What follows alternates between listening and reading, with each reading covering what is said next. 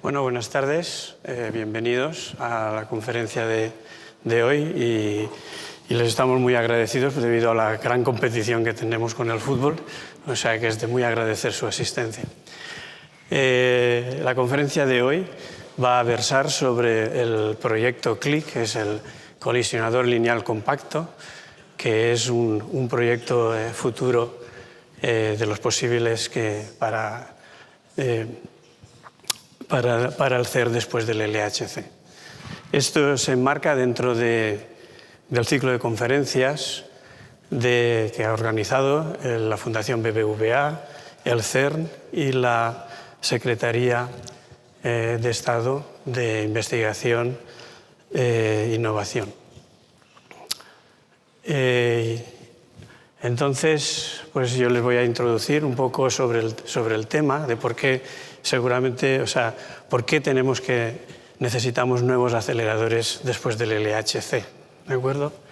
Entonces, lo primero es agradecer, como he dicho antes, el ciclo de conferencias a la Fundación BBVA, al CERN y a la Secretaría de Estado de Investigación, Desarrollo e Innovación. Quizás si ustedes son asiduos a este tipo de conferencias ya están familiarizados con el modelo estándar o con lo que es la definición de nuestra teoría que rige las leyes y el comportamiento de las partículas elementales, pero déjenme que les haga una pequeña introducción a este modelo, ¿no? Entonces, el modelo estándar tiene tres pilares básicos esencialmente. Tiene el pilar de las partículas, que son las que componen, son los ladrillos de la materia, son los elementos más pequeños de los cuales la materia se compone, ¿de acuerdo?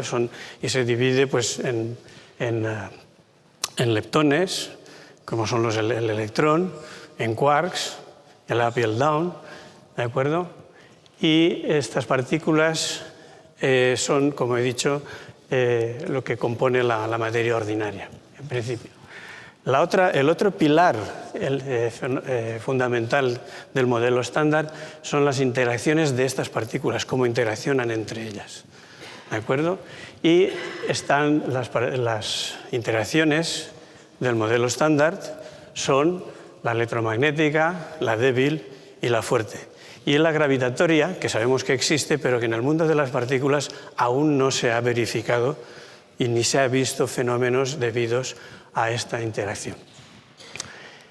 Estos son los dos pilares y también hay un tercer pilar fundamental que es el pilar de las simetrías. El modelo estándar se basa sobre todo, toda su dinámica, todas sus interacciones están basadas en simetrías internas, que lo que quieren decir es que nuestras leyes fundamentales son invariantes bajo cierto tipo de transformaciones, ¿de acuerdo? Eso es algo fundamental para hacer teorías que son sólidas teóricamente, en las cuales podemos hacer cálculos y podemos predecir nuevos fenómenos. Pero estas simetrías, sobre todo, tienen un efecto y es que no se llevan muy bien con la masa, con los términos que incluyen o que dan masa a las partículas. Y para ello se tuvo que inventar un mecanismo que se llama el mecanismo de rotura espontánea de simetría, por el cual, de una manera digamos, muy inteligente, se podía preservar el buen comportamiento de la teoría y de las simetrías y a la vez poder dotar de masa a las partículas. Esta introducción de este mecanismo llevaba inmediatamente una predicción, que era la predicción de una nueva partícula, que era el Higgs. El Higgs no es ni un quark, ni un leptón, ni siquiera un bosón. Se me ha olvidado introducir los bosones. Cada fuerza o cada interacción lleva asociado un bosón que es el encargado de la interacción. Entonces el Higgs tampoco es ni se corresponde con un bosón asociado a una fuerza. Es algo mucho más extraño y que venía predicho en el mecanismo de rotura espontánea de simetría. Bueno, por más de 50 años esta partícula se ha estado buscando y finalmente se encontró en el CERN en el 2012 y en el 4 de julio del 2012 se hizo el anuncio público del descubrimiento de una partícula, si no esa partícula, algo que se le parecía o que era compatible con esta partícula. Pero una vez descubierta la partícula, el siguiente paso es entender qué es esa partícula, medir sus propiedades y ver si exactamente se corresponde con la partícula del Higgs predicha por el modelo estándar. ¿De acuerdo? Como en el 2012 se puede ver que hubo mucha expectación, creo que aquí se organizó también un ciclo al respecto al descubrimiento del Higgs y se siguió en todos los medios, como se puede ver. Ahora, ya varios años después de que se haya descubierto esta partícula, que de ahora en adelante me van a permitir que le llame la H125, o el Higgs H125, nos corresponde entender qué realmente hemos descubierto, cuáles son sus propiedades, ¿de acuerdo? Y de hecho, hasta ahora lo que se ha comprobado es que se comporta muy parecidamente a lo que cabe esperar por el Higgs que está predicho en el modelo estándar, ¿de acuerdo? Pero esencialmente tenemos que seguir investigando y saber más de la información que nos da esta partícula, ¿no? Entonces, de hecho, no sabemos si es exactamente el Higgs que está predicho en el modelo estándar, no sabemos si es una partícula elemental ni compuesta, o bien está compuesta que tiene una estructura interna, no sabemos si es única o hay más Higgses, hay muchas teorías, por ejemplo la supersimetría, que predice muchos Higgses con esas propiedades, entonces ni siquiera sabemos si a lo mejor hemos descubierto la primera partícula supersimétrica y para ello necesitamos realizar más investigaciones y más estudios, ¿de acuerdo? Es realmente la responsable de dotar de masa a todas las partículas, eso es saber lo que se llama técnicamente si realmente es responsable del Yukawa coupling. Se produce principalmente mediante quarks, tops o lleva mecanismos más complicados. No sabemos si tiene relación con la simetría que hay en el universo entre la materia y antimateria y tampoco sabemos y podría tener implicación en la expansión inflacionaria del universo. Todo ello es algo que se tiene que investigar y es una puerta que ha abierto el descubrimiento del Higgs. Entonces, ¿qué es lo que necesitamos? Necesitamos de nuevas medidas con mucha precisión que sean capaces de distinguir y contestar a estas preguntas. Entonces necesitamos de todo el programa del LHC, de la toma de datos que está haciendo, y además, como nuestros ponentes después nos van a presentar, de nuevos aceleradores que sean capaces de llegar a mayor precisión para poder responder estas preguntas con propiedad. Déjenme que introduzca también otro aspecto del modelo estándar, que es la relación con las masas. ¿De acuerdo? Entonces, la física con la masa siempre ha tenido una relación. Ya empezó con Newton, entonces introdujo la masa como digamos, como la resistencia, con la masa inercial, y de las cuales se derivaban las leyes de gravitación. Y como digamos, la proporcionalidad entre una fuerza aplicada y la aceleración que adquiría un objeto. Más tarde Einstein nos dijo que la masa y la energía eran manifestaciones de lo mismo y eran equivalentes, con lo cual la masa la introdujo como energía condensada. Después, en el mecanismo de rotura espontánea de simetría, con Broad-Englert-Higgs, nos conectaron la masa con el vacío, diciéndonos que el vacío no es la nada, sino el estado de mínima energía. Y ahora, ¿qué hemos descubierto en 2014? Con las medidas de la masa del quark top y la masa del Higgs, ya hemos descubierto o tenemos la sensación, hemos medido, de que quizás nuestro universo no sea tan estable como creemos y que está en un estado de metaestabilidad. Quiere decir que en algún momento se podría desintegrar. No obstante, no sé si es un riesgo para llegar a la jubilación, un riesgo añadido ahora que tenemos al haber descubierto eso, pero de todas maneras yo lo que quiero pensar es que esto es una limitación de nuestro modelo estándar que nos está diciendo dónde falla y dónde empieza a ser necesario una nueva teoría que introduzca términos que corrijan estas inconsistencias. Y la otra también aspecto que limita y que el modelo estándar de ahí está muy limitado y que creo que ustedes también seguro que están muy familiarizados, es la existencia de la materia oscura. Ya en los años 30 se vio que las velocidades orbitales de las galaxias no se correspondían con la masa de las estrellas y las galaxias visibles. ¿De acuerdo? Entonces tenía que haber una masa, tenía que haber unos objetos que no podíamos observar y que eran responsables de ese movimiento.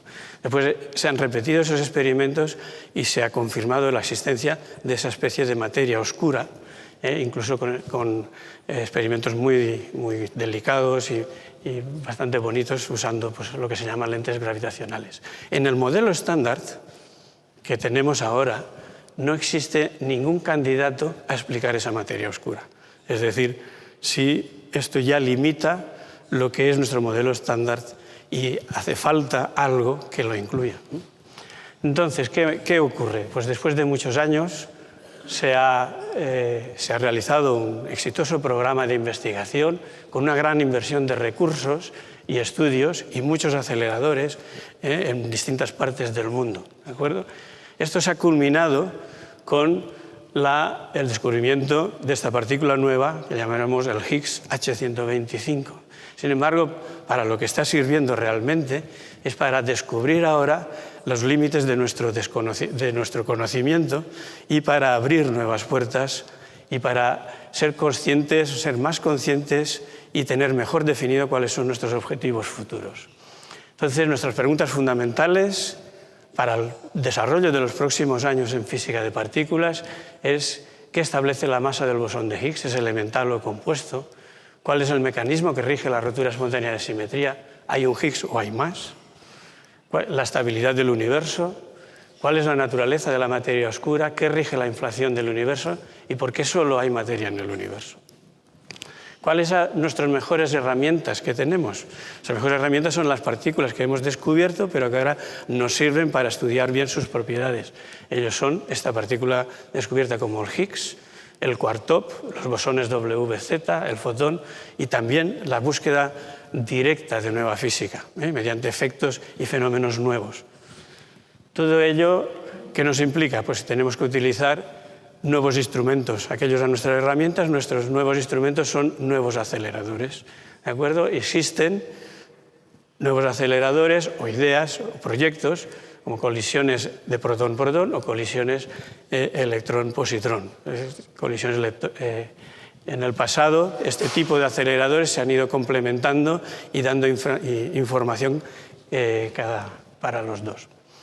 En la actualidad y en operación está el LHC, que es un colisionador protón-protón, y tiene una fase que además se ha aprobado recientemente, la semana pasada, sobre la fase 2 de la alta luminosidad. Y también hay una propuesta para el futuro acelerador del CERN, que creo que será una de las charlas también que se darán en este ciclo, sobre el futuro colisionador circular del CERN hadrónico, que correspondería a una energía de 100 TeV. Aquí en esta columna vemos las propuestas y proyectos que hay para el futuro en E+E-. Primero hay colisionadores lineales, son aceleradores que son lineales, que ahora en las charlas de los próximos ponentes pues nos hablarán de uno de ellos, y los colisionadores circulares. Ellos están en distintas fases de madurez, de entendimiento tecnológico. Así pues, el colisionador internacional consta de un documento técnico, con lo cual pues, quiere decir que es un acelerador o una máquina que se podría empezar a construir si hubieran los fondos y si realmente la comunidad lo indicara así. Está CLIC, el acelerador lineal compacto, que es la propuesta del CERN para este tipo de aceleradores y que es el tema de hoy, y en el que existe lo que se llama el diseño conceptual también. Y en fases mucho más preliminares están los aceleradores circulares, uno propuesto en China y el otro propuesto también en el CERN en correlación con el hadrónico que he mencionado anteriormente. También, antes de finalizar, me gustaría mencionar que en España se está haciendo un gran esfuerzo por también colaborar digamos, en la previsión y en los estudios hacia cuál podría ser la próxima inversión del campo en un próximo acelerador. Entonces, digamos que España estamos trabajando en torno a una red, existe la red que se llama de futuros colisionadores, cuyo objetivo principal en estos momentos es facilitar la comunicación de los distintos grupos y también, digamos, incentivar la cooperación entre ellos en todas las facetas, tanto desde el tipo de acelerador, el estudio de detectores, el estudio de la física y también el interés industrial. Entonces, aquí hay pues, algunos de los grupos que participan en este esfuerzo. Y ahora ya para finalizar, déjenme que les introduzca los ponentes que les van a hablar del proyecto CLIC, del Compact Linear Collider, y son los doctores Steiner Stapnes y la doctora Lucy Linsen. Los dos pertenecen al CERN, trabajan en el CERN. El doctor Steiner Stapnes es el director asociado del estudio para colisionadores lineales compactos, y la doctora Lucy Linsen es la jefa del grupo que hace el estudio de los detectores y la física de colisionadores en CLIC. Respecto un poco a su currículum, pues el doctor Stapnes es el director del grupo del CERN para actividades de I+D en los proyectos del colisionador lineal, tanto el ILC como el CLIC. Fue doctor por la Universidad de Oslo en 1991. Es una persona que hemos cooperado en los mismos experimentos en los que he estado yo, y nos conocemos además desde hace mucho tiempo, desde Delphi, Atlas, CLIC, y en todos ellos ha tenido pues, siempre responsabilidades muy visibles y de gran impacto, ¿no? Entonces, ha sido presidente de la Sociedad Noruega de Física, ha llevado y ha sido investigador principal de muchos proyectos de la Unión Europea, fue viceportavoz de Atlas, y en un momento también era la persona que actuaba como secretario para el seguimiento y aplicación de la estrategia europea en física de partículas. La doctora Linsen obtuvo el doctorado por la Universidad de Ámsterdam en 1986, ha estado en los experimentos y ha tenido proyectos europeos para el desarrollo de nuevos detectores, en NOMAD, ahora en CLIC, y también ha tenido responsabilidades como investigadora principal en proyectos europeos de desarrollo para futuros detectores, responsable de la relación entre Europa y Rusia en materia de detectores, y ahora es portavoz de la colaboración para el detector y la física de CLIC. Y sin más preámbulo, pues ya le doy la palabra al doctor Stapnes.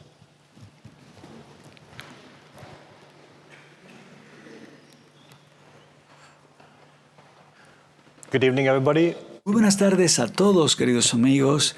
Es un gran placer y la charla de hoy presenta el colisionador lineal compacto, el CLIC, que es uno de los proyectos futuros evaluados para potencialmente sustituir, potencialmente convertirse en lo que seguirá después del gran colisionador de hadrones en el CERN. Como sabemos hoy día en el CERN todos estamos trabajando con el gran colisionador de hadrones que tiene un círculo de 27 kilómetros, pero el CLIC es lineal. El CLIC es un compacto lineal. Y si vemos la imagen, la buscamos en Google, podemos encontrar, digamos, la impronta aquí arriba de 27 kilómetros del gran colisionador de hadrones. Y esta línea larga, con 3 colores diferentes, son las 3 posibilidades de llevar a la práctica el proyecto compacto lineal del colisionador.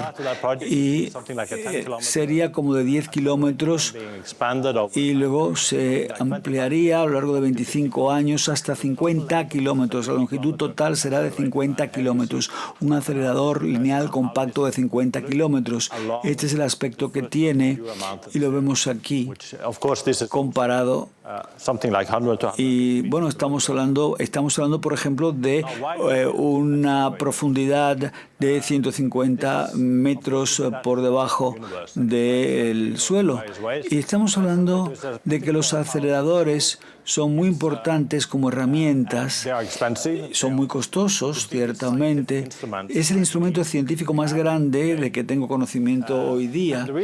Y la razón por la que encontramos estos colisionadores tan útiles es porque creemos que el universo se ha desarrollado a partir del Big Bang muy rápidamente, una expansión muy rápida y desarrollado hacia el universo que tenemos ahora.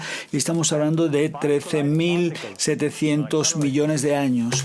De esta forma, utilizando la fórmula de Einstein, E igual a mc2, vemos cómo hay nuevas partículas que se crean en las colisiones. Podemos estudiar nuestro universo en su inicio. Necesitamos para esto alta energía, lo que ocurre o lo que ha ocurrido, digamos, en la millonésima de segundo. Estamos intentando estudiar el universo y lo estamos estudiando muy cerquita del inicio del Big Bang. Y entonces tenemos una idea gracias a ello y lo vemos en cómo es hoy día el universo.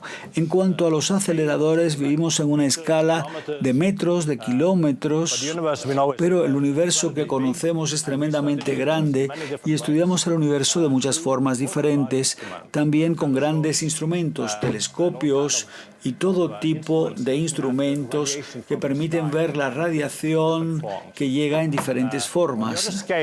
A otra escala también necesitamos grandes instrumentos.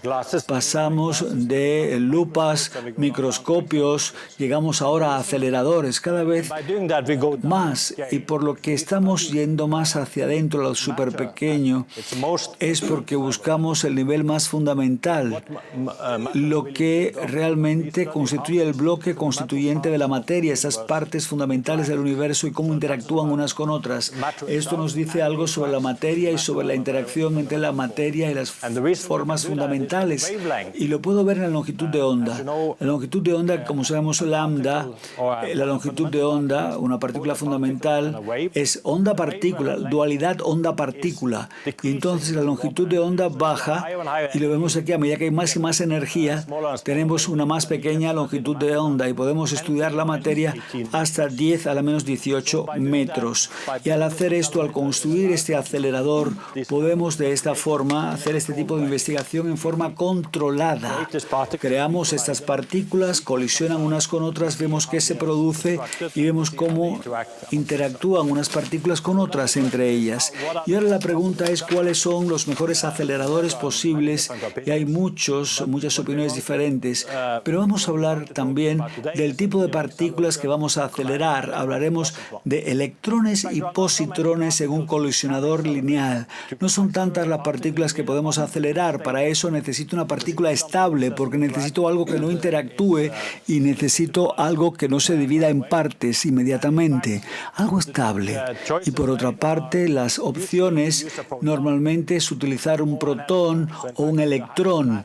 Y en el átomo lo sabemos que es un constructo estable, y el protón y el electrón son los más estables. Por supuesto, podemos considerar utilizar otras partículas, pero estas son las que con mucho, digamos, se utilizan con mayor frecuencia, ¿no? Y aquí tenemos la colisión de protones, que es algo complejo, porque un protón es algo complejo, está compuesto de quarks, partículas que interactúan. Tenemos los quarks, los antiquarks, los gluones, toda una variedad de procesos. Y cuando un protón colisiona con otro protón, son dos paquetes complejos que impacta uno con el otro, y podemos hablar de la dificultad de ello, lo hablará la doctora. Luego tenemos, si hablamos de electrones ahora, pues entonces tenemos que hacer una colisión electrón-positrón, porque queremos crear algo neutro, y esto es una partícula y su antipartícula que colisionan una con otra, y estas son partículas fundamentales, partículas elementales, no constituye otras partículas, digamos, internas. Tenemos una energía bien definida, condiciones bien definidas, y tenemos de esta forma que está claro la ventaja. Tenemos una máquina hoy día en cuanto a la colisión de protones, el gran colisionador de hadrones.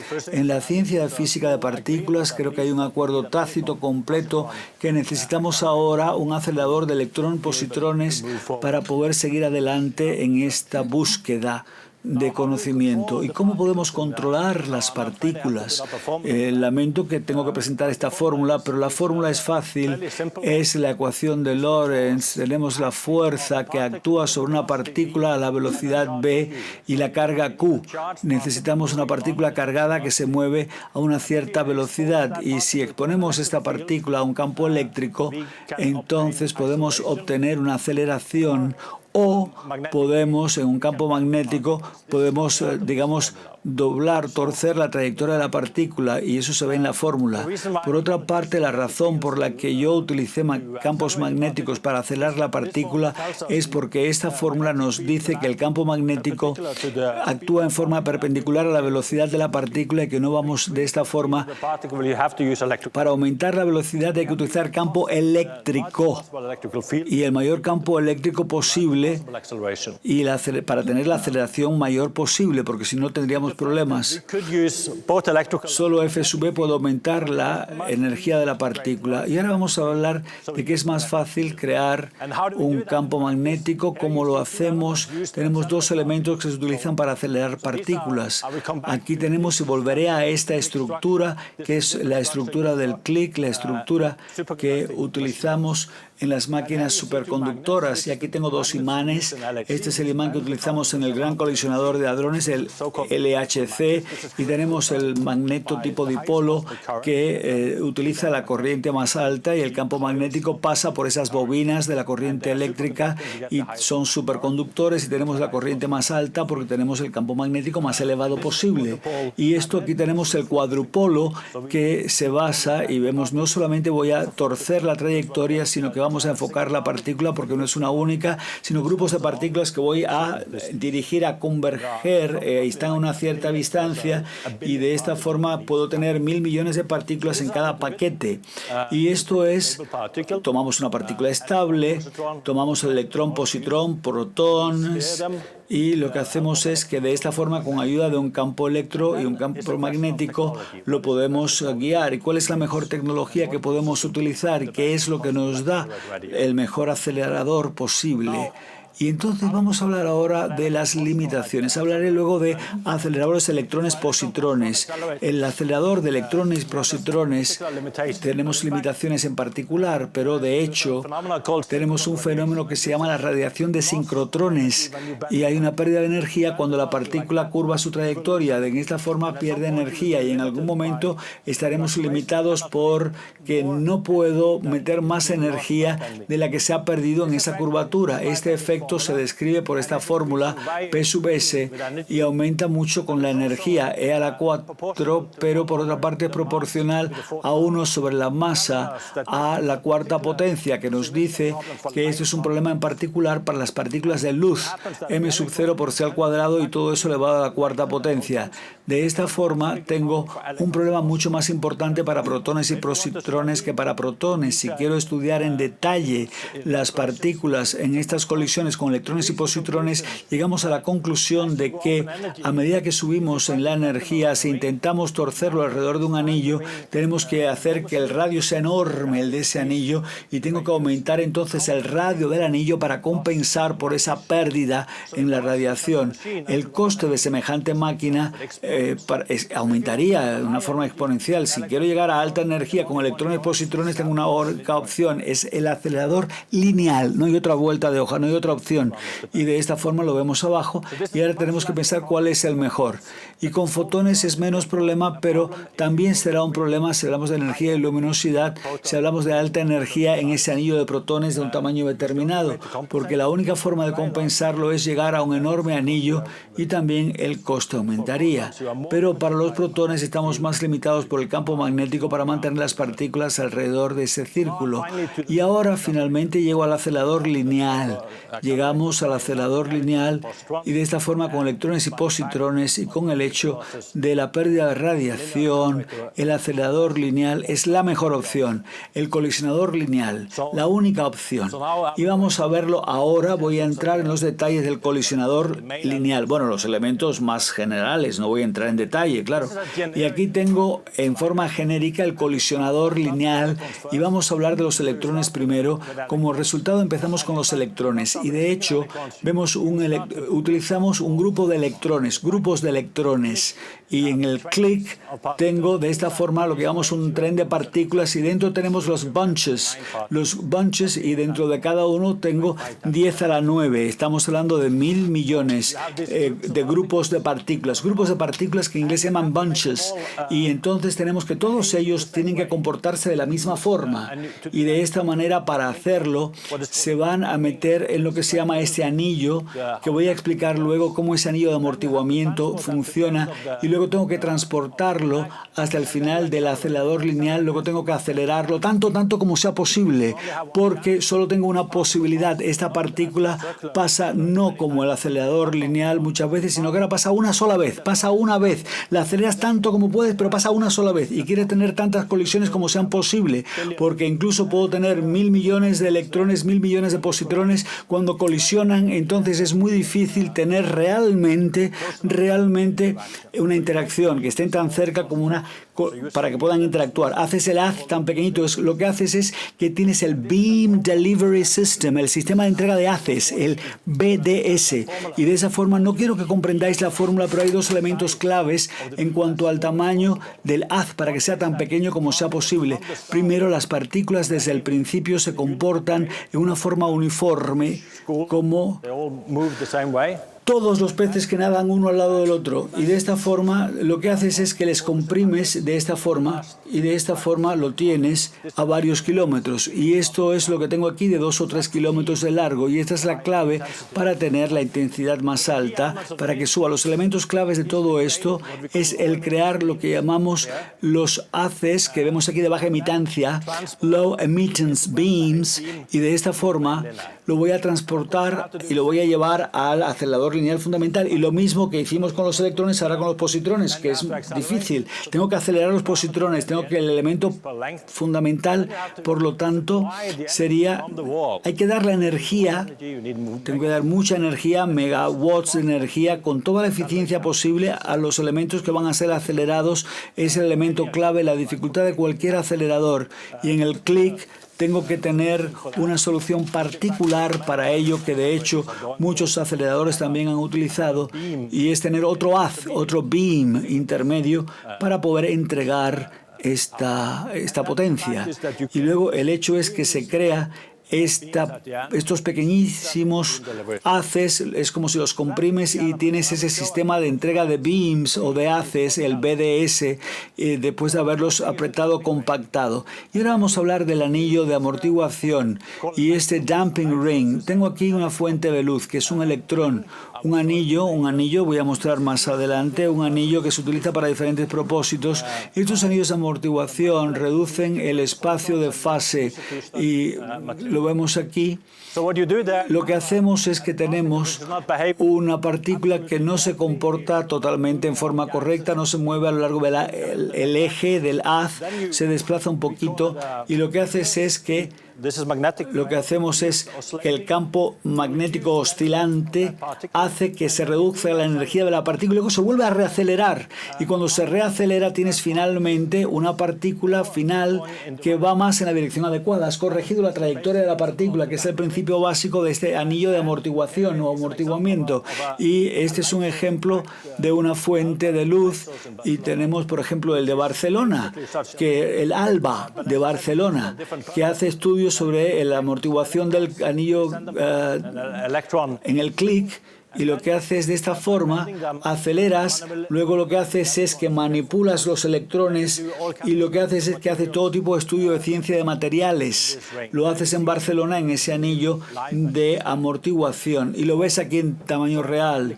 De hecho, en el proyecto CLIC trabajamos con un equipo, con ALBA de Barcelona, hacemos estudios con este anillo de amortiguación, incluyendo el sistema de aceleración y desaceleración necesario para tener un haz que se comporte bien, y hacemos un estudio de algo que llamamos el Extraction Kicker, que lo que hacemos es que en un momento determinado le damos el impulso para que vaya en línea recta como una aceleración según la trayectoria que queremos que siga. Y de esto es lo que vemos como colaboración entre el CERN, ALBA de Barcelona, pero también el equipo de Valencia, también que ha sido fundamental, el IFIC de Valencia, el Instituto, por lo tanto, de Física Corpuscular de Valencia, el IFIC, ha sido fundamental. Y tenemos la mayor parte de los aceleradores, y hablamos de potencia y acelerador. Tenemos pulsos, impulsos y alta frecuencia, y vemos de esta forma cómo se modula, y tenemos de esta forma, necesito 12 gigahercios como frecuencia, y tenemos que la dificultad con esto es que necesitamos, en el caso del clic, necesito algo así como, incluso en el estadio inicial, 8 kilómetros de estos dispositivos, 8, y son costosísimos. Estamos hablando quizás de 1 millón de francos suizos, casi 1 millón de euros cada uno de ellos, y necesito 8 kilómetros, imagínate, y entonces necesito, por lo tanto, en nuestro caso, para el clic, tenemos que elegir otro método, pero en general también utilizamos esto en una forma más sofisticada para poder crear esa potencia. Y esa potencia la metes en una estructura, y entonces estamos seguros de que de esta manera tenemos un campo eléctrico dentro de esa estructura, y este campo eléctrico lo que hace es que va la partícula en fase con esa onda oscilante. Es decir, cuando pasa a través de ello, el electrón por un lado, los positrones de la otra forma, ven esa onda y entonces reciben ese impulso, ese kick, y lo importante es tener el mayor impulso, el mayor kick posible. Es como la superficie de la ola, que gana velocidad, como el que está haciendo surf, que gana velocidad cuando está en esa ola y se impulsa. ¿Y cómo lo hacemos? ¿Cuál es lo máximo que podemos lograr hacer? Y tenemos tecnologías y tenemos la máxima aceleración por metro. En el kick utilizamos una tecnología a temperatura ambiente, el warm technology, una tecnología caliente. No vamos tanto en cuanto al gradiente de aceleración, sino que en este caso para el clic hemos decidido trabajar en este parámetro espacial. Significa que tengo que tener impulsos cortos, porque meto mucha energía en la estructura de cobre que voy a calentar cíclicamente, y hay un límite en cuanto a entre pulsos, y por eso tengo el medio nanosegundo. Y todo esto es por la máxima aceleración que puedo tener por metro. Y de esta es la estructura. Esto es tremendamente preciso, un equipo tremendamente preciso a nivel de micrones, y lo hemos metido en esta estructura, una estructura de aceleración de alto gradiente, donde tenemos 12 gigahercios y un campo de aceleración máximo, y tenemos 26 de este tipo en esta dirección.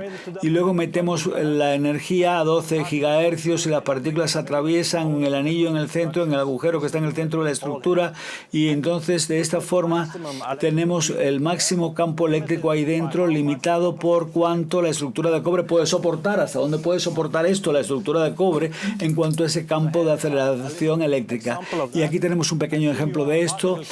Entonces supone que tú eres una partícula, ves este campo, entras ahí, y entonces recibes ese impulso, sigues, te vuelven a dar un impulso, otro kick aquí, otro más, y entonces a medida que te vas desplazando con la frecuencia y la fase correctas, sigues acelerando la partícula cada vez más rápido, más y más. Ahora, ¿cuán madura es esta tecnología? Estos son los institutos a nivel mundial con esas estructuras de aceleración, y las pruebas de estas estructuras aparecen en verde aquí. Y por otra parte, todas son también las que pueden probarse, porque para probarla necesitas meter mucha potencia ahí y hacerlo durante mucho tiempo, la prueba, para estar seguro que no hay una descarga en la superficie de estos elementos estructurales. Entonces, el elemento clave para construir todo esto y la capacidad de construcción industrial, me refiero, la tenemos aquí. Eso depende de la industria. En algunos casos, en algunos institutos se ensambla. Y primero, muchos elementos de potencia, como hemos mostrado anteriormente, que bombea potencia dentro de la estructura, y medimos la estructura de la el comportamiento de la estructura. En España, el CIEMAT de Madrid trabaja con el DMT, una empresa trabajando en el prototipo de las estructuras de aceleración. Por eso está España, por eso el CIEMAT trabaja ahí. Y el IFIC de Valencia tiene un papel fundamental en la prueba de la estructura, no para el clic, pero utiliza la tecnología de clic y realmente se utiliza para estructuras aceleradoras de este tipo, algo diferente, a una frecuencia diferente, pero se utiliza para la terapia de hadrones, por ejemplo, que es muy importante. Esto se hace en el Instituto de Física Corpuscular de Valencia. Y finalmente tenemos que hablar de cómo llegar a meter esa energía ahí, la generación de potencia. Para eso necesito algo especial, porque lo he intentado explicar. Metes la energía ahí como se hace en un acelerador convencional y no funciona. Tengo demasiados errores, demasiados problemas, demasiado caro y hay que hacer otra cosa de otra forma. ¿Por qué hemos introducido el colisionador lineal compacto? Este haz, vemos aquí, llega a la superficie, como se gira, se manda abajo, se vuelve a girar, pero tengo un segundo acelerador que le llamo el drive-in. Y de esta forma lo vemos aquí en rojo, lo veis en rojo, y entonces amplifica el haz. Y de esta forma es de altísima intensidad del haz, muchas partículas, pero baja energía. Y entonces amplificamos más y más y más con ayuda de los dispositivos, los pulsos, y lo mandamos de esta forma.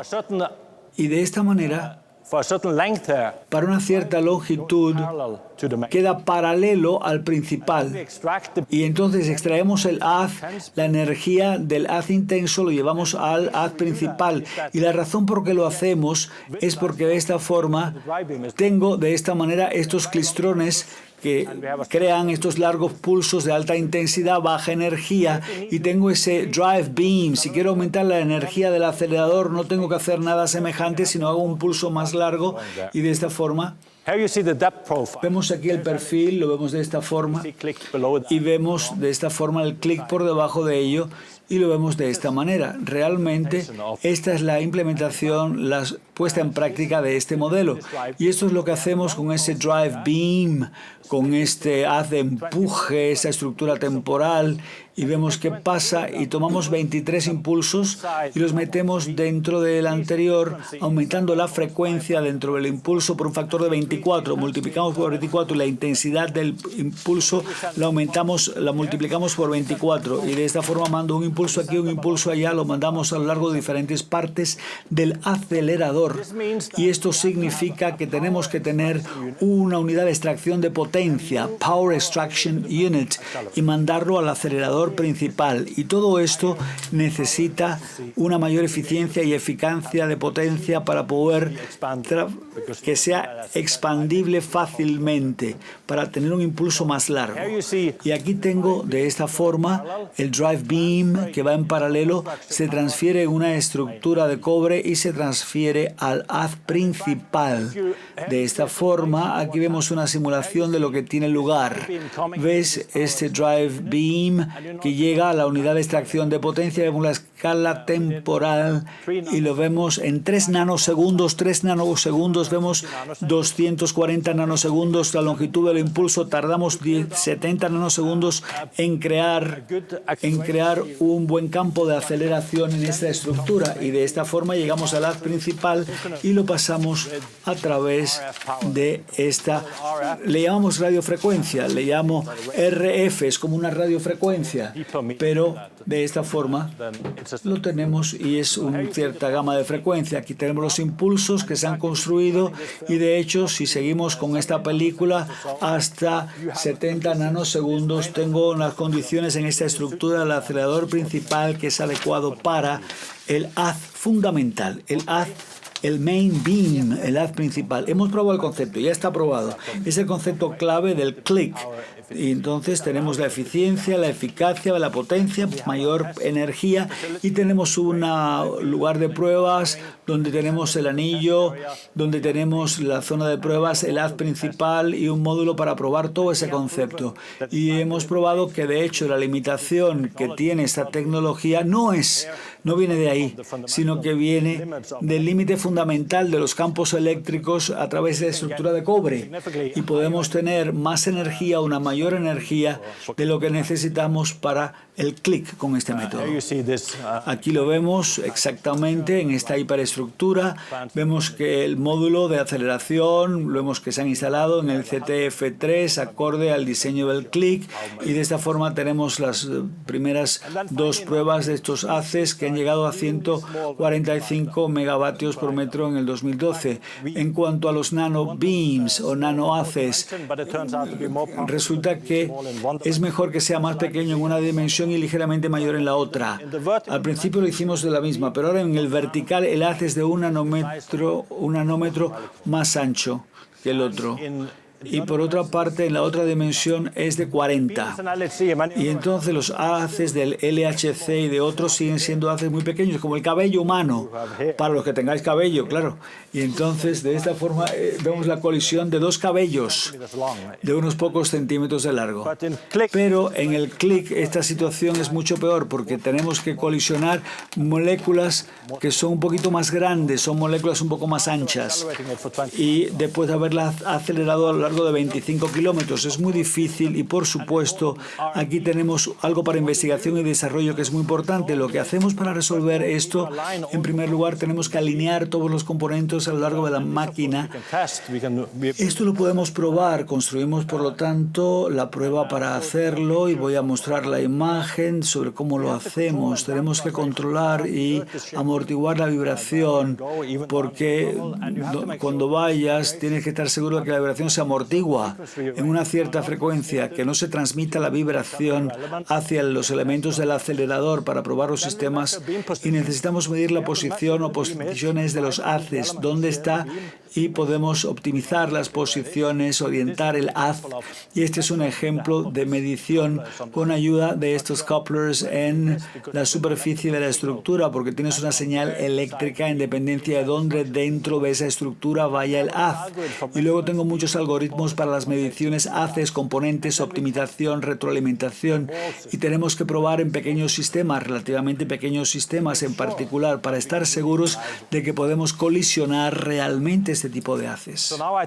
Y ahora creo que he llegado básicamente al final de la primera parte, y ahora vamos a pasar a la doctora Lucy Linson, que va a hablar ahora de algo muy interesante, y al final simplemente voy a mostrar muy poquitas diapositivas sobre cómo utilizamos este tipo de tecnología en otros tipos de aceleradores, porque cuando impulsamos la tecnología surgen muchas posibilidades en otras áreas, y voy a hablar también de cómo clic se puede llevar a la práctica. Y ahora nuestra amiga, y para ejemplificar esto, no lo hace solamente el CERN, es una colaboración conjunta de 50 institutos, y de esta manera en todo el mundo, y vemos los países y sus banderas de los diferentes institutos y del CERN. Y ahora lo dejo, y es la doctora y amiga, la prestigiosa doctora Lucy Linson, que tiene la palabra.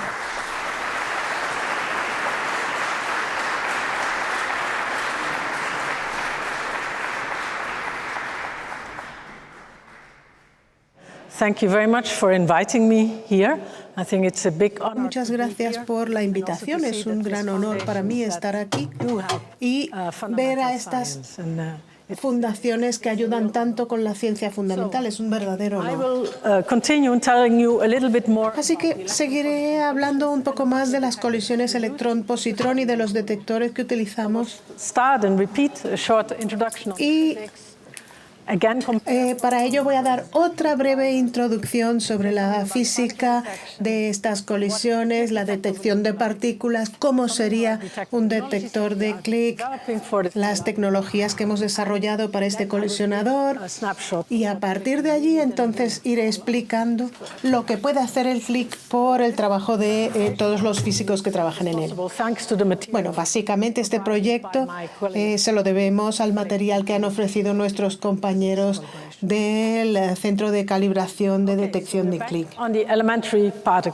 Entonces, volviendo a las partículas elementales y sus interacciones, como vemos aquí, tenemos la lista de las partículas conocidas hasta ahora, las partículas elementales conocidas hasta ahora. que se dividen en cuarzos y leptones. 3 families. Cada una de ellas tiene 3 familias y luego hay Carry the forces. están las partículas que transmiten la fuerza, interacciones nucleares fuertes, que es el gluón, interacción electromagnética, el fotón, Electroweak y interactions by the double. interacciones electrodébiles por parte de las otras partículas, y por supuesto está el Higgs. Particles have Muchas de estas partículas ya se han descubierto hace décadas. extremely active. Lo que pasa es que ahora las hemos medido con mucha precisión. A veces medimos los fenómenos For all of them. con una enorme precisión, pero no sucede así para todas las partículas. We lack accuracy Sobre todo porque nos falta precisión en las partículas más pesadas, latest. que además son las de más reciente descubrimiento. Y estas partículas más pesadas son las que nos dejan los mensajes más claros de la nueva física. Toda la física, según la entendamos a partir de ahora, nos la mostrará la conducta de estas partículas muy pesadas. Entonces, para el próximo acelerador, y por supuesto para el ILC también, lo que nos interesan son estas partículas más pesadas, para que nos cuenten cómo interactúan entre ellas y para tener una mayor precisión de medición. One can also still make a distinction when Mientras se mantiene esta distinción, we have particles. vemos que de este lado tenemos partículas con un spin de 1 medio, que son los fermiones, y del otro lado tenemos los bosones, que son de 0 y de 1, y que tienen una conducta bastante diferente, In our research. que es algo que hemos ido determinando también a través de nuestra investigación, con enormes diferencias de masa. El neutrino casi no tiene masa, Specifically, y hay un programa científico enorme únicamente para estudiar el neutrino. okay, coming back to the Higgs. So the Higgs Volviendo al Higgs. El Higgs es una partícula muy especial. Es la piedra angular de nuestro modelo de física de partículas. Es la partícula que habíamos estado buscando durante tanto tiempo. Es de descubrimiento muy reciente, todavía hay que entenderlo a cabalidad.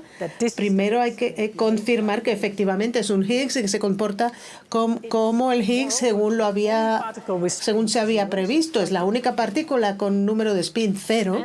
Eso lo diferencia de las demás, y el campo Higgs es el que da masa a las demás partículas.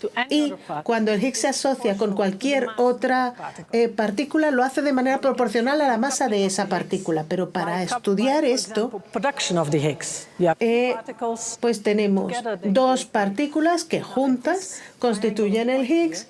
Y este triángulo que vemos aquí lo que muestra es el acoplamiento de esas partículas con el And Higgs. also, once you have produced the Higgs, you can Una vez que ya se ha producido el Higgs, también se puede estudiar the coupling of the Higgs to that particular particle. cómo se acopla y se desacopla de estas partículas. Y luego, New physics. todo esto es el mensaje de la nueva física. Result of a simulation. Y aquí vemos el resultado de una simulación muy sencilla. Is a click. So here you see the particle mass of the Y aquí vemos la masa de las partículas conocidas, and que coupling to the Higgs. están aquí, It's linear dependent. y el acoplamiento con el Higgs con una dependencia lineal, como vemos. Esto está graficado a escala logarítmica, Tells you that the masses of the various que nos indica que la masa de las diferentes partículas puede ser muy diferente. to study all Es muy difícil estudiar environment. todos estos factores en un entorno único. Mass through the Higgs. Entonces, el campo Higgs da masa a las partículas. The Higgs field is a El campo Higgs está presente en todas partes y es lo que da masa a las Higgs partículas. field can in fact only be Y además, ese campo solo se puede medir en ese autoacoplamiento Higgs. En este caso, el Higgs se desintegra y se convierte en 2 Higgs. probability for this reaction La probabilidad de que esta reacción se produzca es bajísima collider. y es muy difícil de medir en cualquier colisionador. Sin embargo, la mejor perspectiva que tenemos ahora para lograr esta medición nos la ofrece el clic en un determinado escenario de luminosidad. So coming back to electrons and Entonces, volviendo a los electrones y protones, aquí vemos una imagen un poco caricaturizada de un protón que se compone por 3 quarks que se mantienen unidos gracias a los gluones, que no es, por lo tanto, el protón no es una partícula elemental. que para el electrón y su antipartícula, el positrón, es diferente, porque estos sí que son partículas constituyentes, hasta donde sabemos. As Dr. Steiner Como decía el doctor Stapnes, the accelerators that we can build back los aceleradores que mejor sabemos construir son de protones. Y si generamos colisiones protón-protón, se están generando colisiones, por ejemplo, entre un quark de un protón y a lo mejor un gluón del protón opuesto. O una interacción entre dos quarks o dos gluones. Pero cuando se produce la interacción, en realidad no se sabe qué fracción de la masa es lo que lleva ese quark en particular, porque como vemos en la caricatura, cambia constantemente. Entonces, no se conoce muy bien el estado inicial de la ecuación y, claro, eso limita mucho la precisión, que no es el caso para electrones y positrones, porque ya tienen un estado inicial que viene definido por el mismo acelerador y además se les puede dar polarización. Y eso nos permite hacer mediciones de alta precisión. Aparte de eso, los protones también tienen tasas de interacción de tipo muy específico muy altas. Y esto, que ya lo mostraré más adelante en otra diapositiva, nos obliga a ser muy detallados a la hora de determinar las interacciones interesantes más tradicionales. Y además eso genera muchísima radiación en los detectores, mientras que en los colisionadores electrón-positrón tenemos un entorno mucho más limpio. No hace falta averiguar tantas cosas y se pueden generar niveles de radiación mucho más bajos. Además, los protones tienen un cruce o un corte o que genera muchas interacciones, con lo cual estas máquinas se complementan muy bien la una con la otra. Pero para ilustrar un poco más allá la dificultad de hacer experimentos con colisiones de protones, la vemos aquí. Si graficamos la sección transversal, que es la probabilidad de que se produzca una interacción, en este caso, pues en un caso tenemos la sección transversal en el eje X y en el eje Y la probabilidad de que se produzca la interacción. Esto es en escala logarítmica con muchos órdenes de magnitud. Si tenemos una interacción de protón, la probabilidad total de que se produzca una interacción está aquí, mientras que la del Higgs está aquí. Y si vemos con más detalle, tenemos un factor de más de 100 millones de diferencia entre ambas probabilidades, con lo cual los experimentos en colisiones de protones son mucho más complicados. Si lo comparamos con los de electrones, estamos aquí otra vez la probabilidad. Esta es una escala diferente, no es la misma que la anterior. La energía de la colisión y las interacciones más interesantes, sobre todo con el Higgs y las partículas top, y el proceso transversal más amplio está aquí donde estoy señalando. El rango de energía del clic es este. Y allí se ve inmediatamente por qué la probabilidad aquí es mayor y la razón por la que es mucho más fácil hacer un experimento de este tipo en el clic y por el que los eventos se ven mucho más limpios. Entonces, ¿cuál es la idea de la física que se sigue en el colisionador de clic? Que puede ser con un Higgs, puede ser con el top quark. En Estados Unidos se trabaja ya con colisiones protón-protón, bueno, desde 1995 o 96. Pero solo se había medido en colisiones de protones. Nunca habíamos podido hacer un colisionador de electrones con suficiente energía como para estudiar el quark top. Y además queríamos hacer investigación directa, qué nuevas partículas se creaban en el acelerador, y además hacer investigación indirecta estudiando algunos procesos para lograr una mayor precisión. Bueno, si graficamos una vez más la sección transversal versus la energía de colisión, vemos que hay muchas ventajas en construir y operar el acelerador en tres etapas. Si se parte de esta energía de centro de masa de 380 gigaelectronvolts electrovoltios, tenemos física de Higgs, física de quark top, y podemos buscar la nueva física que explica todo esto.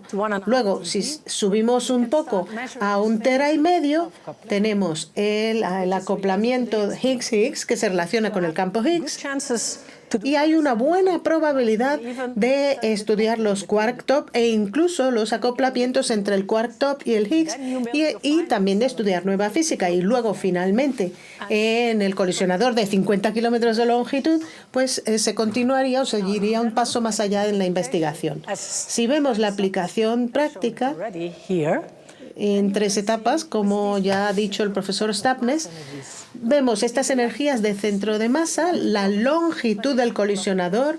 Uno tiene 11 kilómetros, otro 29 y otro 50.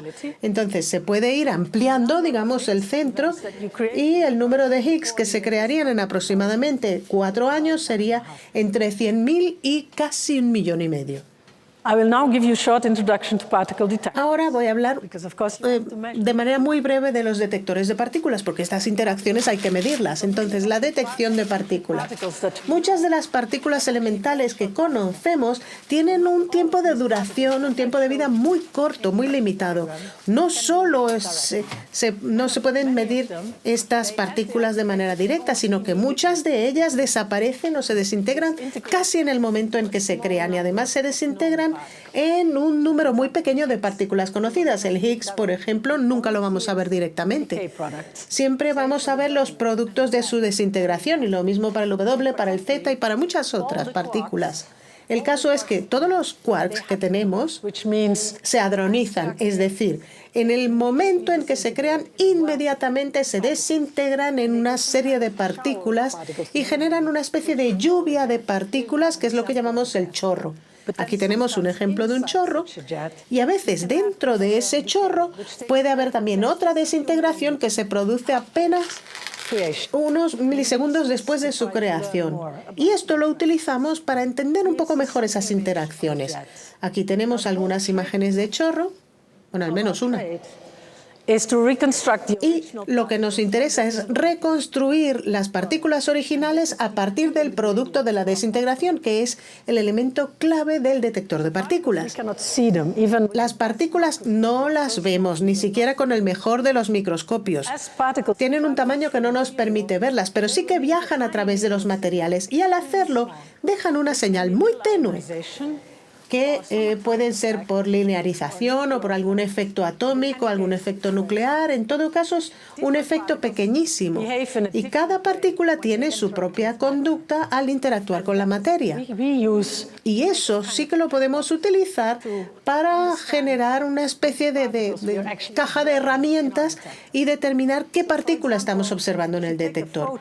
Por ejemplo, si estamos hablando de un fotón y lo hacemos pasar por el detector y pensamos ingenuamente que estamos haciendo simplemente un seguimiento que lo que hace es medir el número de puntos por donde ha pasado la partícula, al menos nos puede decir por dónde sale de la interacción esa partícula, pero además el impulso que lleva, el momento que lleva, porque a esto se aplica un campo energético para determinar ese valor, y luego seguimos ese tracker con 2 estructuras pasiva-activa en la que se están desintegrando las partículas, pero cada una de diferente manera, y eso nos ayuda a saber cuál es cuál. Y luego hay otro elemento que es un detector un poco vasto si se quiere, pero nos ayuda a entender muchas cosas, como veremos a continuación. Si cogemos una partícula de luz, un fotón, en el tracker, como el fotón no tiene carga, no va a mostrar nada, pero en cuanto entra al material pesado, va a generar una lluvia de partículas que permite su detección, como una especie de estructura sándwich. El electrón, sí, como tiene carga, se va a comportar no como el fotón, sino que va a dejar una huella. Y si tenemos un muón, different particle, que es otra partícula, pues lo que hace es atravesarlo por completo y dejar una pequeña señal en todos los detectores. proton or a pion. Si se trata de un protón o un pión, deja una huella y se desintegra, pero se desintegra más adelante y en una lluvia mucho más amplia. Es decir, la conducta es diferente. Y cuando pasamos al neutrón, como es neutrón, no tiene carga, But it will disintegrate. no deja huella aquí, pero se desintegra al igual que el protón. Neutrino. Y luego, bueno, el neutrino que cruza directamente todo el detector y no lo vemos. Pero lo que vemos es que hay una energía que se ha ido a algún sitio y que no hemos visto a dónde. Our detectors. Así construimos los detectores que utilizamos y para hacerlo de manera óptima en el tracker Precise in queremos lograr la mayor precisión posible para medir estas huellas. Entonces necesitamos mucha precisión leave a little signal. y de manera que las partículas dejen apenas una pequeña señal sin que el material Also, a structure that is. perturbe su trayectoria. That's the tricks we use. Y bueno, esos son los truquitos que utilizamos en el oficio. Particle detector. Que en el fondo lo que tenemos es un detector de partículas común y corriente en un experimento que se realizó en el CMS. La escala 7 meters. que tenemos aquí es de a 7 metros con el tracker, el medidor electromagnético, The magnet el campo para el imán. tracks are curved. Then if the particle has a positive charge, it's curved. Luego, bueno, si la partícula tiene carga positiva se va por un lado, si tiene carga negativa se curva en la dirección contraria. Y luego están los detectores de muones. Detector will have a structure. El detector del clic tiene una estructura muy parecida al que tiene el detector de CMS en el LHC, pero tiene que tener más precisión porque las colisiones también son más precisas. Make a more. Tenemos que seguirle el paso a las colisiones y esto lo logramos gracias a las nuevas tecnologías, Semiconductors. sobre todo a las nuevas tecnologías de semiconductores. Detector for the click. So for the moment, Entonces, un detector para el clic. our Pues simulation. de momento lo único que tenemos son los modelos de simulación, Make the best possible. pero estamos trabajando y duro para generar mejores planes y para mejorar la tecnología que tenemos para lograr hacer estas mediciones más precisas. Y esto que vemos aquí es un detector, que no es más que una repetición de lo que ya he dicho. El electrón viene por este lado, el positrón viene del lado contrario y colisionan en el centro del detector. Pero observen por favor la escala. El detector tiene apenas un poco menos de 12 metros de longitud. El punto de interacción siempre tiene un detector de vórtice de masa ultra baja de menos I'll tell you later. Then, surrounding 25 you have micropíxeles. the larger tracker with a En todo caso, tenemos aquí este tracker más amplio con un radio de 1,5 metros, con un detector de semiconductor con partículas cargadas que dejan una señal muy tenue. Y entonces empezamos con lo más pesado, que es el sándwich de material muy pesado, tungsteno o acero que interactúa con el material más liviano. coil to create our Y luego una bobina superconductora. and the Y al final of the coil and our muon identification detectors. tenemos el detector de muones. And the tracker, they measure direction. La idea de esta máquina es medir el momento que llevan las partículas y su carga, por supuesto, pero para eso tiene que ser muy exacto y muy liviano.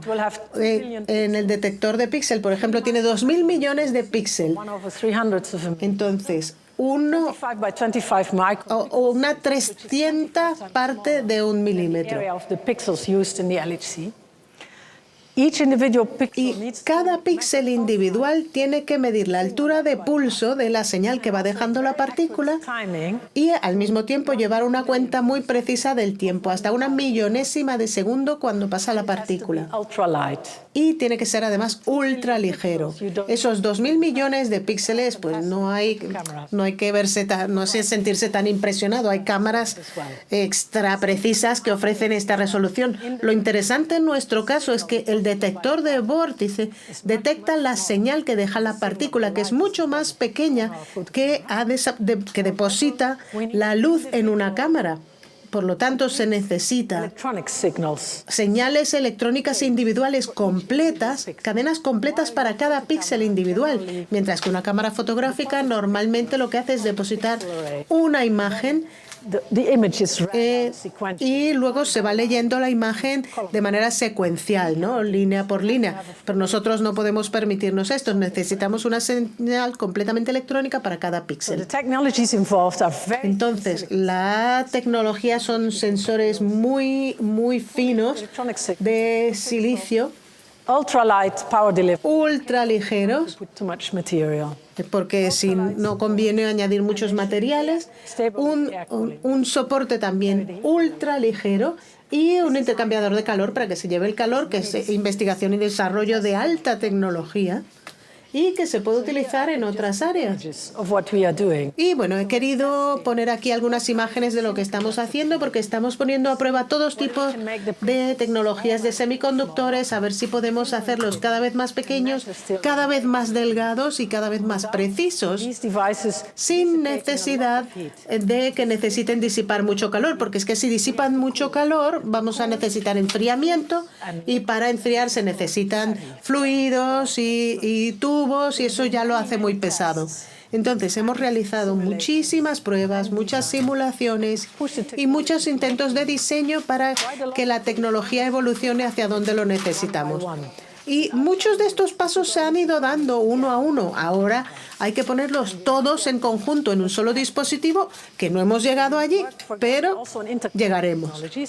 La idea es interconectar tecnologías con activación y desactivación de pulso 50 veces por segundo, por ejemplo. telescopes to test. Tecnología de telescopios para hacer pruebas con estas partículas, dispositivos muy finos para apoyar estas estructuras, que son estudios que se están haciendo en Valencia, como este y este que señalo, Thin supports and para buscar estructuras de soporte muy finas, muy livianas, a ver cómo terminamos por construir estos detectores tan livianos y tan delgados. Y estos son los dispositivos de enfriamiento por aire. also provide some spin-off. Nuestro trabajo también ha generado investigación para otros campos. Aquí tenemos un astronauta que trabaja cerca de uno de nuestros detectores de píxel. Developed for Este lo desarrollamos para una aplicación de tracking de un colisionador lineal, creo que se desarrolló en 2007 o algo así, y que ahora se utiliza en muchas otras aplicaciones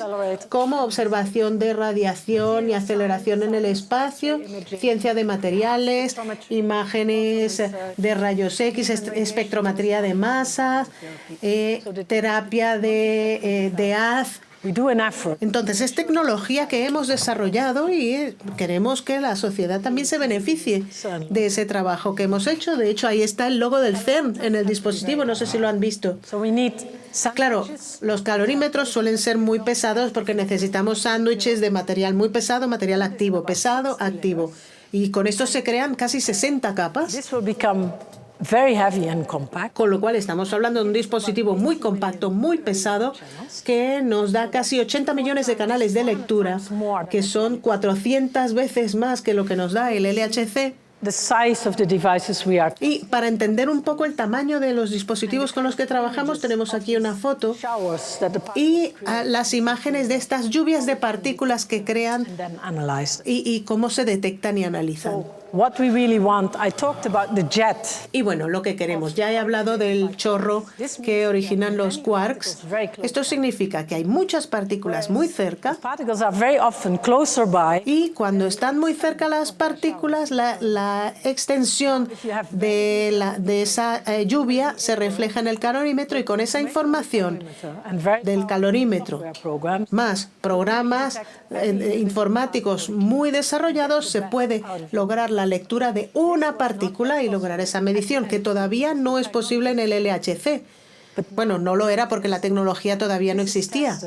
Ahora existe y ya se ha ido poniendo a prueba en varios prototipos. Examples of the tests that are Aquí vemos algunos ejemplos de las pruebas que ya se han hecho con diferentes materiales activos y pasivos can do this at best. para ver de qué manera podemos lograr hacer esto sin que se disparen los costes. Work was done for the linear collider Entonces, este trabajo se hizo para colisionadores lineales, to upgrade pero también ahora se están tratando de mejorar estos detectores. Aquí tenemos una imagen del detector del CMS cuando está abierto.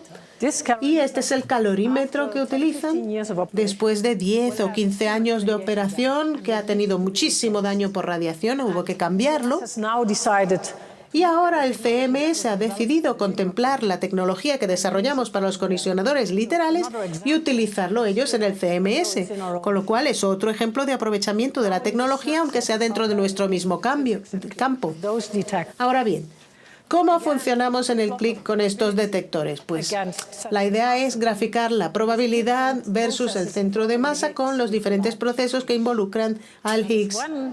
process that is Y uno de estos procesos ha sido muy favorable. known well Es un proceso que se ha utilizado mucho y que se va a utilizar en colisionadores E+, E+, this is the so-called Higgs Strahlung. So, que es lo que llamamos el Higgs-Wallon, que es and the set particle just radiates. una partícula que irradia Higgs. As you know this very well from your accelerator. And Y bueno, esto lo saben ustedes en el acelerador, esto es conocido y esto se puede medir en el detector. look at the Higgs Con lo cual, el Higgs no hace falta verlo. by looking at the Z only. Because you Pero see there's something cuando vemos esta gráfica vemos que falta algo en la interacción y así es como lo vemos. and see Y eso es lo que tratamos de medir. your model independent Higgs. Y esto nos da una medición independiente, no hace falta ver el Higgs y sin embargo, de alguna manera se ve. Make the Higgs decay to 1% Sí, y accuracy or better. se puede ver esto con una precisión de un 1% o incluso mejor. Este es el número de eventos en esta gráfica y la energía que falta, esa masa que no está en el detector. The signal, Luego tenemos alguna señal de fondo y aquí está la combinación de ambas. the plots No sé si recuerdan ustedes las gráficas de cuando se describió el Higgs en el LHC. No eran tan bonitas como estas.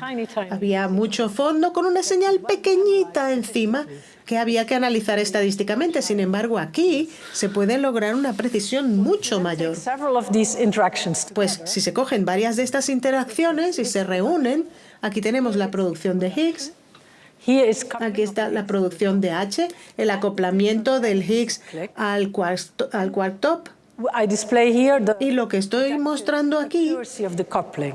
es la precisión proyectada del acoplamiento y esta línea es una precisión del 2,5%. Y aquí tenemos Probability of interaction. la probabilidad total de interacción y de que las partículas conocidas se acoplen al Higgs. Click program. Y vemos que en el programa del Higgs muchas de ellas se pueden medir con una precisión del 1% o mejor. What the LHC can Y si comparamos esto con lo que puede hacer el hadrón grande, pues los he puesto por colores. significantly better. El verde es el del LHC y en el actualizado vemos que tiene una precisión mucho mayor y que más adelante en el compacto tendremos una precisión similar. Y luego cuando se crea el Higgs Higgs and decays into two Higgs. y se descompone en dos Higgs, Understanding esto nos da acceso a entender el campo Higgs, que para nosotros es una teoría importantísima. Y es una medición que se puede lograr con una precisión de casi 10%, que es mucho mejor de la que tenemos en otras opciones. Y aquí tenemos imágenes de la interacción en nuestro detector. Aquí tenemos un E+, con dos Higgs y dos neutrinos. Los neutrinos no se van a ver aquí. El Higgs se descompone en dos quarks B, jets of particles. que nos dan chorros de partículas. You can also see that this Y además se ve también que la interacción no está equilibrada. Normalmente cuando hay una interacción, las partículas tendrían que salir en dirección opuesta. Y el hecho de que vayan todas en una misma dirección quiere decir que hay otras partículas que no vemos, pero que sí que van en la dirección opuesta. Y esas que no vemos son los neutrinos. similar. This is in event. De manera similar, aquí estamos midiendo el acoplamiento del Higgs con el quark top, Much more complicated. que es un evento mucho más complicado porque tiene como mínimo 7 chorros, pero aparte de eso, se puede de alguna manera reconocer o imaginar si tenemos un software de reconstrucción, no sería tan difícil reconstruir esto. Y luego, más física del clic. Ya he hablado del quark top, que tiene una masa que ahora se sabe que es de un factor en 400 de momento. Pero eso lo podemos mejorar muchísimo en colisionadores lineales, considerando la probabilidad de crear esta masa del top en función de la energía. Y también vemos, por ejemplo, que el Higgs tiene vecinos. No sé si tiene partículas compañeras. Si existen, y dentro de un cierto rango de masa podríamos detectarlas con bastante precisión en el clic.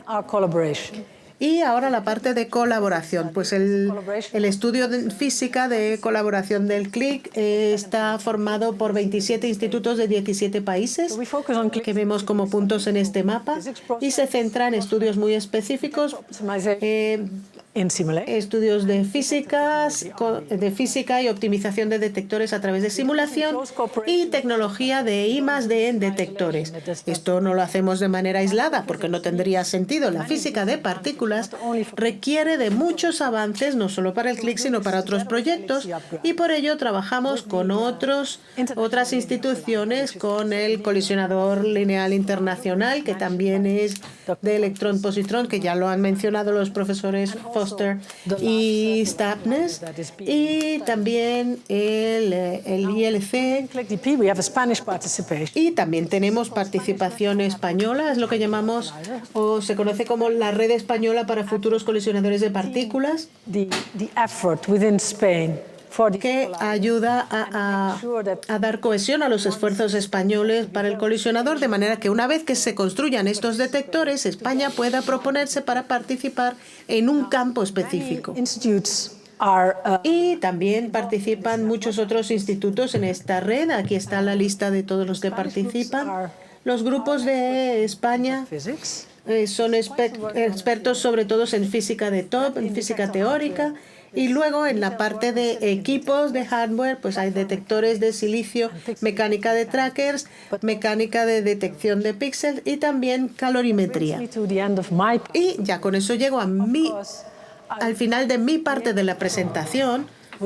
Bueno, desgraciadamente no habría podido mostrar nada de esto sin la participación de todos estos jóvenes que trabajan en nuestro equipo. Y no tenemos uniforme para los que trabajan en este estudio. Esto es una foto que se tomó durante una carrera anual que se hace en el CERN. Es una carrera de pista. No es el uniforme del proyecto. Muchas gracias una vez más al profesor Stapnes y a todos los presentes por su atención.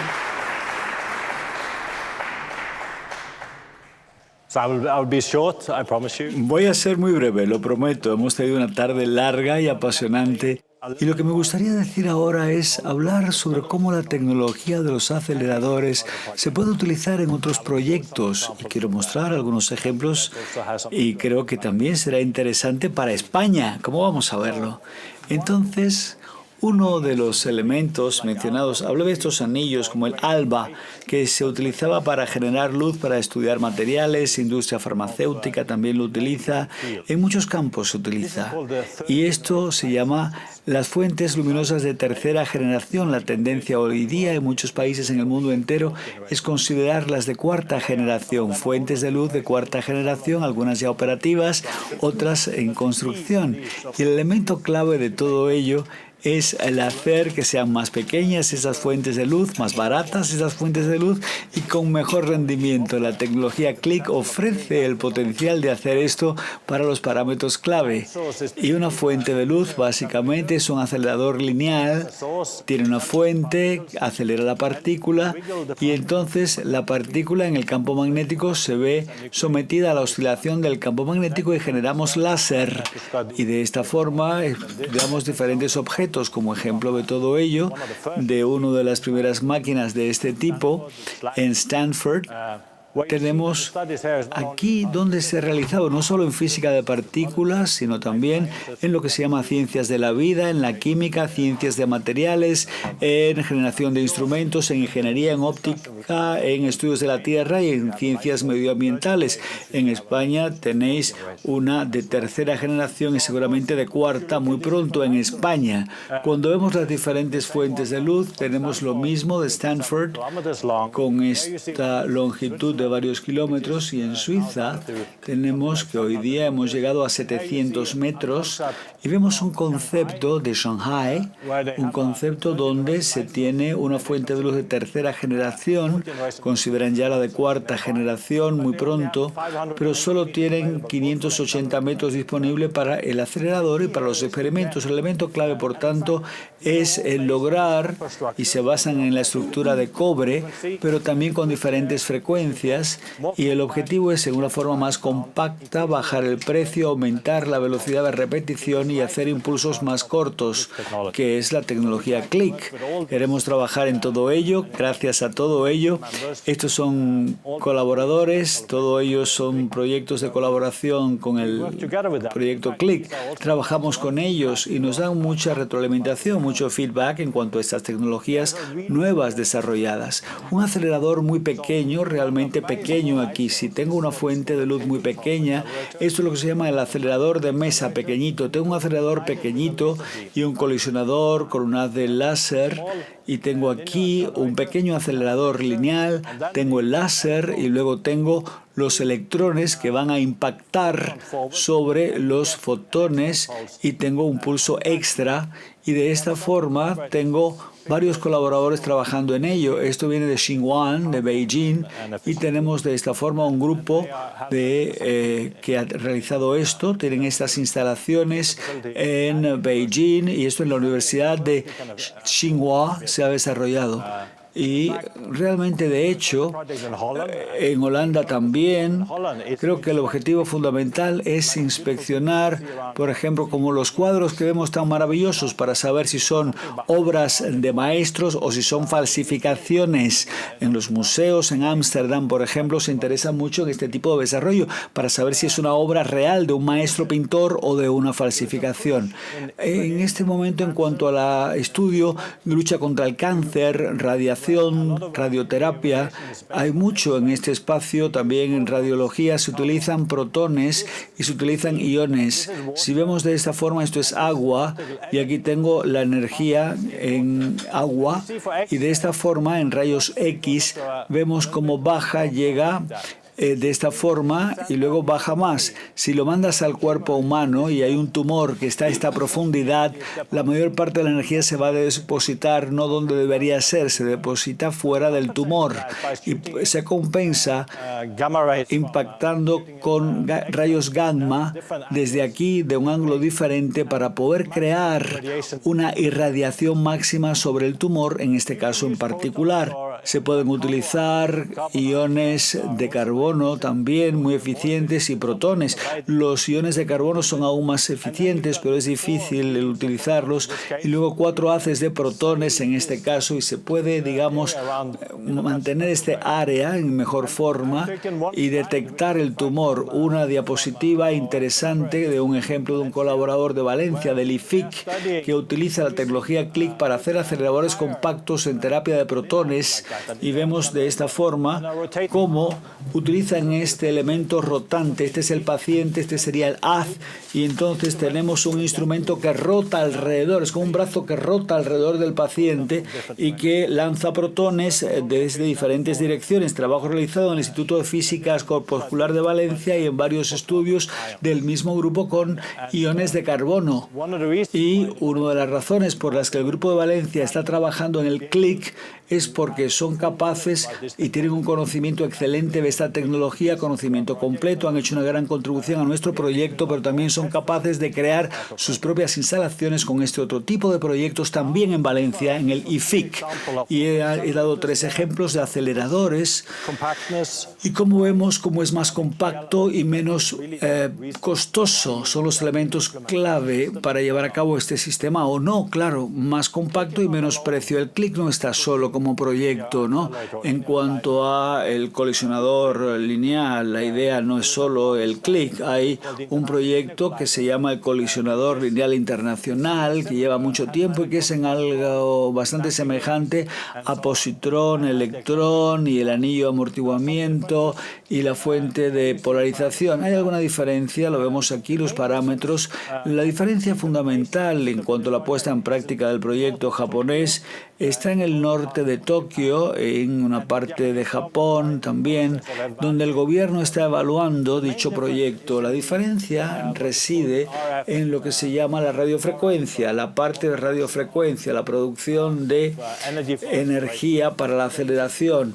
Utilizan una tecnología de superconductores que sería grosso modo un tercio de la radiación que se utiliza en el CLIC. En este caso van a necesitar 30 kilómetros para 500 gigaelectronvoltios. Es perfectamente adecuada esta máquina y comparable a un CLIC en primer estadio, pero a medida que aumentamos la energía nos quedamos sin posibilidad. No podemos llegar a semejante energía tan alta con la tecnología de ellos. Entonces tenemos que ver si Japón va a llevarlo a la práctica o no. También del gran colisionador de hadrones, hasta cuánto podemos llegar. Creemos que es importante aumentar la energía, pero conoceremos más de aquí a 5 años sobre este tema. O antes, espero, antes de 5 años. Entonces, ahora, si se me permite, ¿cómo podemos llevar a la práctica el proyecto compacto de aceleradores lineales? ¿Lo podemos hacer o no? La estrategia que sale del CERN, del director, la directora actual del CERN, es aquí la hoja de ruta de esfuerzo científico del CERN. La comunidad científica europea, en la medida de lo posible, querrá explotar esto, el gran colisionador de hadrones, aumentarlo mientras generamos otros proyectos, prepararnos para el futuro, acelerando investigación y desarrollo, reforzando diferentes tecnologías en cuanto al CLIC, pero también al FCC, ese gran anillo basado, como hemos mencionado, que será la siguiente charla, el circular, el FCC, el circular, el colisionador circular, y vamos a hablar también de aumentar el imán, el magneto, y poder mejorar el rendimiento y el resultado. Lo importante saldrá del LHC, del gran colisionador de hadrones. Vamos a seguir adelante, si hay algo, a qué energía, cómo podemos producirlo en estas máquinas y estudiarlo gracias a estos equipos. Lo que estamos haciendo entre medias es el desarrollo técnico para todo ello. Esto significa que estamos en las partes técnicas, todo el desarrollo técnico de las diferentes partes las estamos probando en diferentes grupos, y esto solo es una muestra de lo mucho que he mencionado, de lo mucho que estamos haciendo. Tenemos esta línea de desarrollo temporal, las fases del proyecto del 13 al 19, del 19 al 20 tomaremos la decisión cuando haremos una pausa antes de seguir adelante para evaluar los datos del LHC y el proyecto CLIC u otros proyectos potenciales y tomar alguna decisión si es que podemos. Creemos ser capaces de tomar alguna decisión en cuanto al futuro para el 19-20. Si la dirección es seguir adelante con el CLIC, con el colisionador, por lo tanto, compacto, necesitamos 4 o 5 años de preparación antes de lanzarnos a construir semejante acelerador. Y un elemento clave es el estar seguros de que la industria podrá producir, por lo tanto, estos miles y miles de elementos necesarios para el acelerador lineal. Y luego la fase de construcción en el 2025, necesitamos 7 años para construirlo, un par de años para ajustarlo a la velocidad determinada, y podríamos estar listos para el 2035, que es exactamente el momento en que el LHC dejará su función, completará su proyecto. Claramente, no he hablado de dinero. He hablado de otras dificultades, pero tenemos que intentamos hacerlo en la fase inicial del CLIC, el de 11 kilómetros. Queremos que sea compatible con el proyecto del gran colisionador de hadrones y con el presupuesto que tenemos en el CERN y en Europa para la física de partículas, y podemos imaginar que hemos dado un salto de gigante con respecto a lo que tenemos hoy día, y hemos de dar ese salto de gigantes. Y eso quería decir, gracias a todos, gracias a vosotros por escucharnos, y gracias a todos mis colaboradores. Y veo esta diapositiva y quiero dar las gracias a mis colaboradores, porque sin ellos esto no se hubiera podido llevar a la práctica. Es un trabajo conjunto, un trabajo de muchos, un trabajo de equipo, y también han preparado estas diapositivas que os hemos presentado. Gracias por vuestra atención.